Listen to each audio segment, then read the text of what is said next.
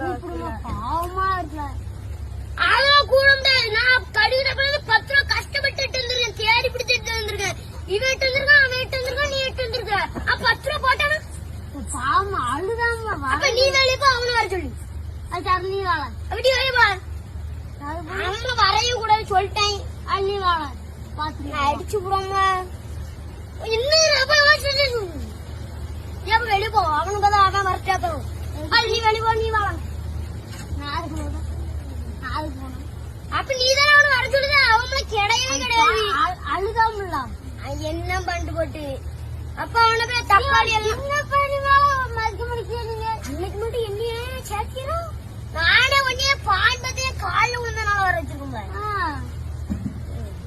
அன்னைக்கு இதை சொல்லுதான் ஒன்னும் சொல்ல முடியாது.